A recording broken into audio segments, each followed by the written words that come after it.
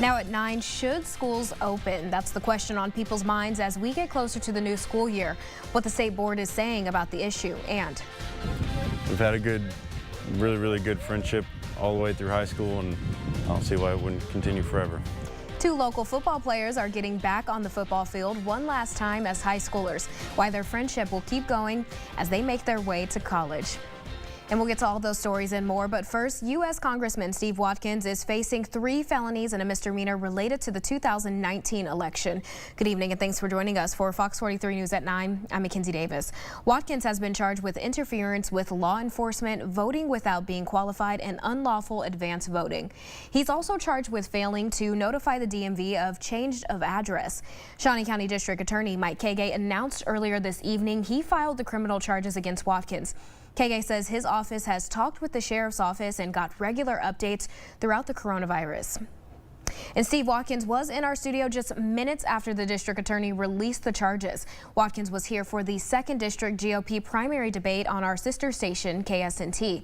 And our very own Brooke Lennington got Watkins' reactions on the charges as he was leaving the building. Take a look.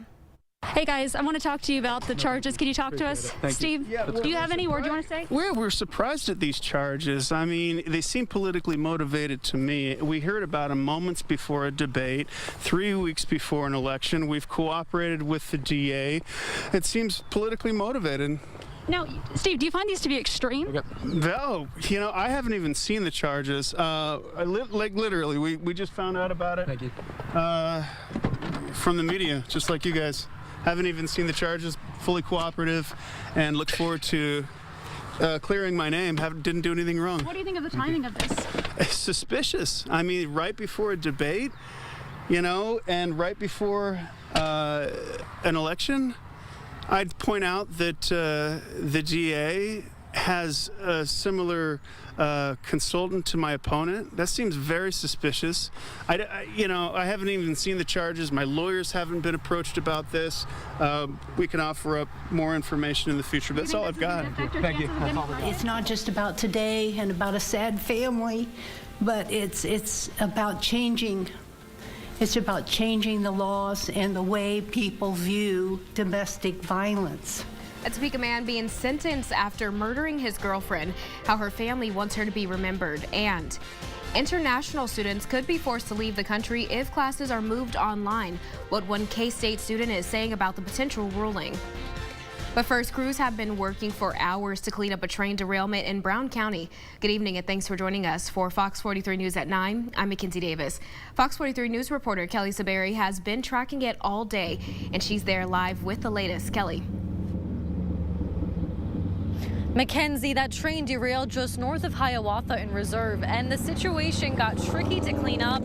That's because the train derailment actually stopped cars over in other towns, kind of blocking the way for law enforcement and first responders to get over to the cleanup site. Now, the reason why I'm not actually in front of the trains right now is because the signal was just too weak for me to give you a live look at what was going on. But here's some video that I got earlier. Here's what we know so far. We know that 12 cars were derailed. No one was injured, and we know that the cars carried some wood. One of the cars actually carried some diesel in it and leaked just a little, but not enough to create any major problems. But that's why the Hiawatha Fire Department was on the scene right away. They work specifically with the railroad, Union Pacific, because they need to make sure people in the towns around that are safe when things like this happen. Here's what the fire chief told me about their response effort tonight. I was there for fire protection. If one of the cars would have ignited, would have been there to help put that out. There was power line down on one of the cars. So again, things could have been much worse. Thankfully, they were not. I called Union Pacific directly, and they say an investigation is already underway for how this could have happened in the first place. Now, I spoke to one of their spokespeople, and they tell me one of the reasons could be simply because of this heat. When it gets as hot as it does in the summer, especially around here, the rail tracks can actually contract, and that might have been the reason for the derailment. Live in Brown County, Kelly Saberi, Fox 43 News. All right, thanks, Kelly. And we were first to break the news of the derailment over on our website, fox43topeka.com. Now, coronavirus cases continue to rise, and asymptomatic people may be the reason why. Coming up, why they are being called the silent spreaders. Now at 9, the Kansas State High School Activities Association deciding what high school sports will look like next fall. Why they are asking for your help with their decision. Plus, we'd be looking at this in a very different way after the fact. The Topeka Public School District making its choice on when to reopen, why the district is following the governor's order after it was vetoed, and why one parent is concerned. But first, in a 5-5 vote, the Kansas Board of Education rejecting Governor Laura Kelly's executive order to delay school openings for about 3 more weeks. Good evening and thanks for joining us for Fox 43 News at 9. I'm Mackenzie Davis.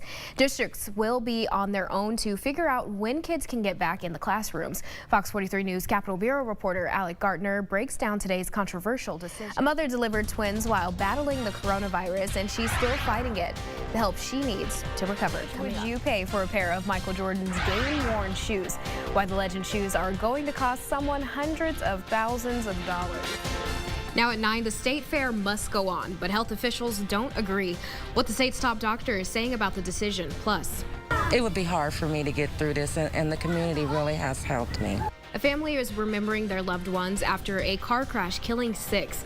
How the community is helping them, and returning to the classroom will cost schools in Kansas even more money this fall. How the state has already prepared for the increase.